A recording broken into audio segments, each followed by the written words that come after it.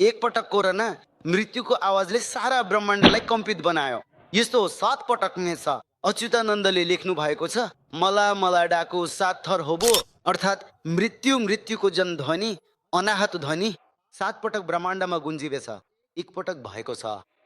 मानिसहरूले सोचे हामी स्वतन्त्र छौँ, केही हुनेवाला छैन। तर अझै 6 पटक यस्तो मृत्युको ध्वनिले सारा ब्रह्माण्डमा कम्पन हुनेछ। मानिसहरू घरमा कैगुनेछन्।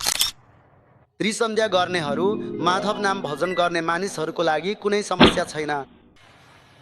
र जो मानिसहरू हाँसो ठट्ठामा लिन्छन् नि, उनीहरूको विनाश बाहेक अरू कुनै उपाय छैन, अर्थात् उनीहरूको मृत्यु लेखिएको छ। अर्जुनलाई भगवानले भन्नुभयो, अर्जुन तिमी युद्ध नगरे पनि हुन्छ। तर जति पनि मानिसहरू यहाँ आएका छन्, असुरहरूले जो धर्मलाई जान्दैनन्, उनीहरूको मृत्यु पहिले नै लेखिएको छ। उनीहरू मरिसकेका छन्।